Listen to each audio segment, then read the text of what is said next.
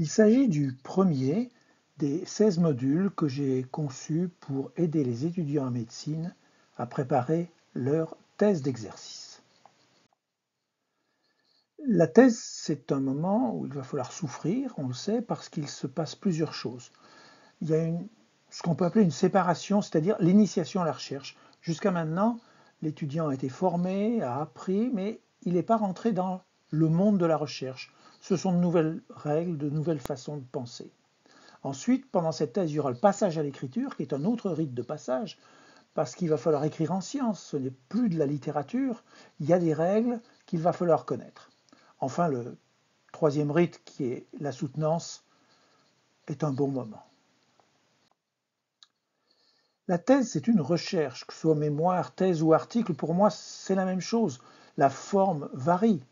D'ailleurs, il est probablement plus difficile d'écrire 3500 mots dans un article scientifique que 200 pages d'une thèse. Et ta thèse ne sera terminée que lorsque les résultats seront diffusés, voire si possible, mis en œuvre. Même définition pour tout ça. La thèse, c'est la réponse à une question. Il faut donc une question de recherche et une réponse. En présentant des résultats originaux, c'est-à-dire que tu auras généré toi-même, à tes pairs, et à tes pairs, c'est-à-dire que tu écris pour des spécialistes qui connaissent le sujet, tu ne formes pas la terre entière. Et dans un format qui permette de comprendre et en principe de refaire. C'est pour ça qu'il faudra beaucoup de détails. Commence le plus tôt possible. Identifie ton thème de recherche en début de tes études. Parle-en, essaye de voir où tu es intéressé de conduire une recherche. Ensuite, choisis vite ton directeur de thèse. Difficile, il faut que tu t'entendes avec lui. Et ensuite, tu as le droit de te tromper, mais il faut changer. Quel est l'état de la littérature médicale? Quelques petits tests sur PubMed ou autres pour voir s'il y a beaucoup de publications ou pas. Mais il faudra ensuite une vraie recherche documentaire avec un professionnel de la recherche documentaire.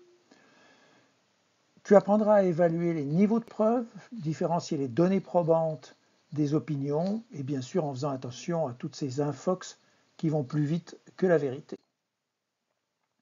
Où vas-tu? En fait, commencer à définir ta problématique. Qu'est-ce que l'on ne sait pas? Donc tu vas poser une question sur un domaine où il y a des manques.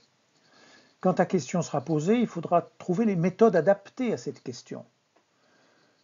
Selon la question, elles seront différentes. Faire le travail, il va falloir planifier pour éviter les accidents enfin, et prévoir la diffusion, y compris sur les réseaux sociaux. Tu apprendras donc à présenter en congrès. Tu apprendras comment déposer ta thèse pour qu'elle soit en accès libre et facilement lue par tes collègues. Tu pourras aussi te lancer dans ces petites compétitions de ma thèse en 30 secondes pour la présenter à un public non scientifique.